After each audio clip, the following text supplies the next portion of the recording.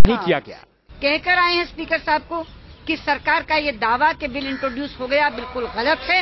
ये bill introduce नहीं हुआ है और हम ये भी कह आए हैं कि जिस तरीके से सरकार चल रही है अब हम किसी भी तरह की बातचीत सरकार से इस बारे में नहीं करेंगे। Kamalnath, speaker and Home Minister, they take one line. They said it is introduced. I don't understand how the bill is introduced.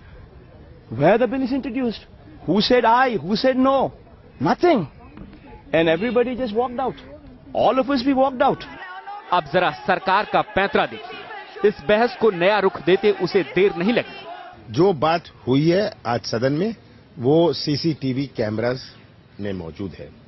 तो बीजेपी की अब पोल खुल गई है कि वो तेलंगाना के विरोधी हैं और मेरा उनसे निवेदन है कि साफ आएं और अपना स्टैंड क्लियर करें। तो दिन भर तमाशा होता रहा और बिल पेश हुआ या नहीं, अभी इसी पर असमंजस है। हम यहां रुक रहे हैं कुछ देर के लिए और वापस आकर आपको एक छोटी रिपोर्ट और दिखाएंगे। दिल्ली विधानसभा में भी कुछ ऐसी ही तस्वीरें, क्या यही तस्वीर बनकर रह गई है संसद और विधानसभाओं की? वापस आ रहे हैं। अगर आप आश्चर्य ना करें तो अदरक बांटे गए, दिल्ली के मुख्यमंत्री को अदरक दिया गया, उसके बाद उस्तरा वहां पर रखा गया, उसके बाद वहां पर चूड़ियां दी गई कानून मंत्री को। अगर विधानसभा में इस तरह की हरकत हो रही है, माइक तोड़े जा रहे हैं, तो फिर उसके बाद आप क्या उम्मीद करते हैं? क्या उम्मीद करते हैं हम इन तमाम लोगों से जिन्हें हम चुनकर भेजते हैं हमारे देश और हमारे राज्य के लिए कानून बनाने के लिए, कि ये कानून का पालन इस तरीके से करते हैं? देखिए दिल्ली विधानसभा में किस तरीके से धज्जियां उड़ाई गई तमाम कानून की, विधि विधान की। देखिए, विरोधियों पर आरोपों के तीर चलाने वाले केजरीवाल विधानसभा में घिरे नजर आए। कांग्रेस और बीजेपी ने केजरीवाल सरकार पर दोहरा हल्ला बोला। दरअसल कांग्रेस और बीजेपी केजरीवाल सरकार के कानून मंत्री सोमनाथ भारती के इस्तीफे की मांग कर रहे थे और ये मांग हंगामे में तब्दील हो गई।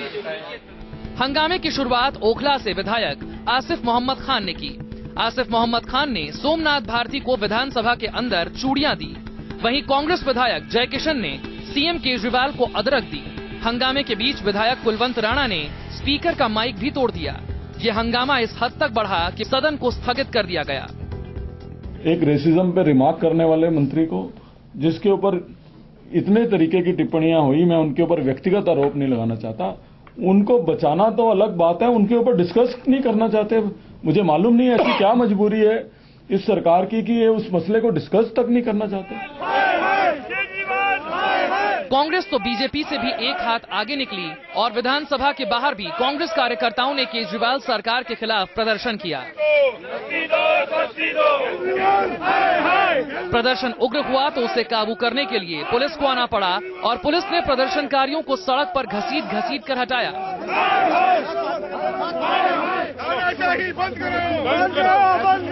पुलिस ने कुछ कांग्रेसी नेताओं को हिरासत में भी लिया। कांग्रेस और बीजेपी ने केजरीवाल को घेरा तो बाहर निकलकर उन्होंने भी पलटवार किया। केजरीवाल ने बीजेपी और कांग्रेस में मिलीभगत का आरोप लगाया। बीजेपी और कांग्रेस के बीच में जबरदस्त मैच फिक्सिंग थी। इस हाउस फिक्सिंग के साथ ही साथ सीएम साहब ने दोनों पार्टियों को भ्रष्टाचार में लिप्त भी करार दिया। ये दोनों पार्टियां एक साथ हैं, दोनों पार्टियां भ्रष्ट हैं। केजरीवाल विरोधियों पर संगीन आरोप लगा रहे हैं, लेकिन विधानसभा सत्र के पहले दिन हुए विरोध से साफ हो गया है कि केजरीवाल के लिए आगे की राह आसान नहीं है। Team news nation. तो ये सब कुछ हुआ दिल्ली की विधानसभा में भी। बखचंद दास जी, सवाल एक बार फिर आप ही के पास पहुंचता है। कांग्रेस समर्थन दे रही है अरविंद केजरीवाल की सरकार की, इसके बावजूद आपके तमाम विधायक वहां पर हंगामा करते नजर आए, कुछ ने तो वहां पर अदरक भी बांट दिया। बताइए और क्या बांटना चाहते हैं लोग? देखिए, अदरक बांटना, चूड़ी देना, ये सब बात गलत है। प्रोटेस्ट करना अलग बात है। राजनीतिक तरीके से कोई विषय पर अगर सहमति नहीं है, उस पर आप बहस के दौरान आप उसका प्रोटेस्ट कर सकते हैं, बॉयकॉट कर सकते हैं। जो शांतिमय तरीके से डेमोक्रेटिकली संभव हो वो करना गलत नहीं है जी। प्रोटेस्ट लेकिन कांग्रेस पार्टी संसद विधानसभा के बाहर किया है। नहीं, वो बात सही है, हाउस के अंदर नहीं किया गया। प्रोटेस्ट हाउस के अंदर नहीं है, लेकिन हाउस के अंदर जिस तरह से आज व्यवहार किया गया वो अपने आप में कई सवाल खड़े करता है। आशुतोष, आप क्या कहेंगे इस पर? देखिए अजय जी, ये बात तो मैं पहले भी कर चुका हूं कि दरअसल देश की संसद और विधानसभा इनका जो चरित्र है वो बुनियादी तौर पर बदल चुका है। जो कॉन्स्टिट्यूएंट असेंबली ने जिस तरीके की संसद और विधानसभा के स्वरूप के बारे में चिंतन किया था, सोचा था, आज उसका स्वरूप पूरी तरीके से बदल गया। और इसके कुछ बुनियादी कारण है। पहला कारण मेरी नजर में यह आता है कि आज राजनीतिक जल जो है वो विचारधाराओं से उनका कोई लेना देना नहीं है जी। पार्टियों के अंदर जो लोग आ रहे हैं दरअसल वो पेशेवर हैं। उनका एकमात्र इनको इस बात का अंदाजा है कि राजनीति करने से उनको पैसा मिलेगा, उनका प्रभुत्व बढ़ेगा, उनका प्रभाव होगा और एक तरीके से वह ताकतवर महसूस करेंगे। यह ताकत उनको कहां से मिलेगी? अगर पार्टियों के अंदर लोकतंत्र होगा तो लोकतांत्रिक तरीके से चुनकर ऊपर आएंगे और उसका एहसास करें। लेकिन अगर सिर्फ नेताओं की, पार्टी के जो लीडरान है, अगर उनकी चमचागिरी करने से अगर किसी को ताकत मिलती है तो जाहिर सी बात है उनकी कोशिश अपने लीडरान को खुश करने की होगी, आलाकमान को खुश करने की होगी, क्योंकि उसी से उनका जो है उनका आगे का करियर बनेगा। तो इसलिए आज जरूरत एक बात यह है कि राजनीति को दोबारा बेसिक्स की तरफ लौटना चाहिए, जहां विचारधारा हो, जहां आदर्शवाद हो, जहां परंपराओं का सम्मान हो। आशुतोष जी, मैं क्षमा चाहूंगा आपसे, लेकिन बुनियादी बात यह है कि हम इन सब आदर्श की बात करते जरूर हैं, लेकिन व्यवहारिक तौर पर इसमें से कुछ नहीं होता। आपकी पार्टी के विधायक भी बहुत ज्यादा नियमित नहीं रहते हैं। देखिए अजय जी, सवाल हमारी पार्टी पर या किसी दूसरी पार्टी पर आरोप लगाने से काम नहीं चलेगा। मेरा साफ तौर पर मानना है कि अगर हमारी पार्टी के विधायक और अगर मैं खुद कोई गलती करता हूं, अगर मैं खुद कहीं ऐसी बात करता हूं, तो एक ऐसा विधान हमारे सामने होना चाहिए कि तमाम राजनेताओं को उस विधान के सामने आके शर्मिंदा होना पड़े और अगर कहीं वो अपनी सीमाओं को लांघते हैं तो कानून के मुताबिक उनके खिलाफ कार्रवाई होनी चाहिए और सांसद और राजनेता होने की वजह से उनके खिलाफ ज्यादा बड़ी कार्रवाई होनी चाहिए। मैं ये बात कहना चाहता हूं, ये बहुत आसान है कि मैं कांग्रेस के ऊपर आरोप लगा दूं, कांग्रेस मेरे ऊपर आरोप लगाए और कुछ लोग बीजेपी पर आरोप लगाए, बीजेपी किसी और पर आरोप लगाए, इससे किसी समस्या का समाधान होगा नहीं।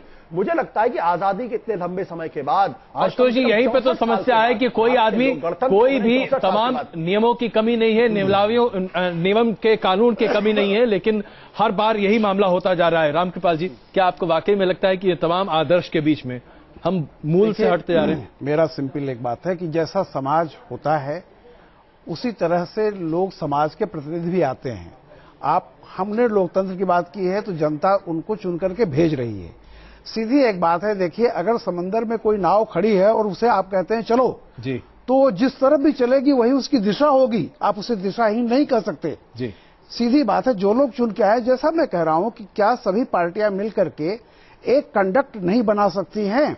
जब आप मिनिमम आप ये तय कर लीजिए कि वो सीमा क्या है, विरोध की एक सीमा क्या होनी चाहिए संसद के भीतर जी, और इस पर आप तय कीजिए और उसके बाद आप कड़े नियम बनाइए।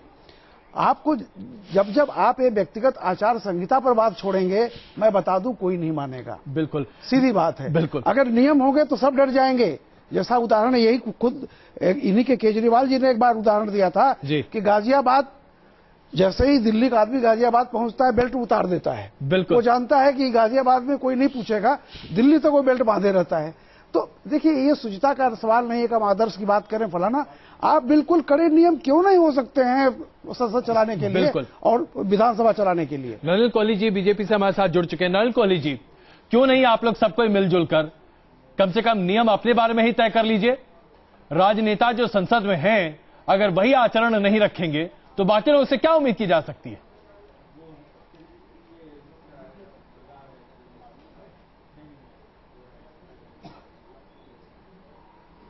नलिन जी, आपको हमारी आवाज आ रही है?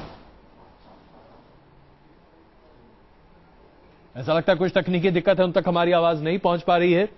भक्तचरण दास जी, तो क्या हम इस पर कम से कम इस चर्चा के दौरान ही एक मत हो सकते हैं कि आप सब लोग मिलकर कम से कम कोई बुनियादी एक बेसिक तो तय कीजिए कि भाई इससे ज्यादा नीचे नहीं जा सकते? मैं आपकी बात से सहमत हूं कि आज संसद की कार्यवाही और फंक्शनिंग के लिए एक मूल्यांकन होने की जरूरत है और सख्त से सख्त सीमा का तैयार होना चाहिए। कम से कम वेल अपने जगह पर खड़े रह के वो अपना प्रोटेस्ट डेमोक्रेटिकली साइलेंटली भी कर सकते हैं जी, खड़े होकर भी प्रोटेस्ट कर सकते हैं। कई तरीका हो सकता है जी। हम लोग गांधी जी के देश के लोग हैं, हमें उन गांधी जी के तरीकों को अपनाना चाहिए, बल्कि इतना एग्रेसिव होकर के आक्रामक नहीं होना चाहिए संसद के अंदर। और एक सीमा तय करने की आवश्यकता। जी जी जी, मैं एक सवाल मैं आपसे सहमत हूं कि एक सीमा तय करने की आवश्यकता हर कोई संसद के सदस्य मिल। देखिए, अगर आज की तारीख में अगर मिर्च फेंकना सांसदों का विशेषाधिकार में आता है कि नहीं, सीधी सीधी एक बात है कि क्या सांसदों के विशेषाधिकार में आता है? विशेषाधिकार जो मिले हैं उनको बिल्कुल आप कोडिफाई कीजिए एक एक चीज का, और उस कोडिफाई कर करके उसको व्यवहार में ले आइए। आप लोग खुद तय हों अपने अधिकारों का, विशेषाधिकारों को कोडिफाई करके उनको बिल्कुल एक बनाने का। लालच क्या होता है कि जब with in 4 wall of the house everything is, आपको क्या प्रिविलेज का अधिकार मिलता है, सबकी मिलता है, कोई उसको खोना नहीं चाहता है। दिक्कत सारी इस बात की है, अगर आप ये कर लें कि एक आम नागरिक की तरह अगर हमारा कोई भी गलत व्यवहार हो, चाहे वो संसद के भीतर हो या संसद के बाहर हो, आईपीसी उस पर भी लागू होगी। आप देख लीजिए उससे फर्क पड़ता है कि नहीं। मैं आपसे सहमत हूं, एक आम नागरिक की तरह संसद सदस्य का भी होना चाहिए और इस तरह की बातों का सीधे साधा कानूनन कार्रवाई होना चाहिए। आशुतोष जी, क्या आप लोग भी इसकी पहल कर सकते हैं? क्या दिल्ली विधानसभा में कुछ इस तरह की बात देखने को मिल सकती है? बिल्कुल, मुझे लगता है कि इस तरीके की जो तमाम जिसके बारे में रामकृपाल सिंह बातें कर रहे हैं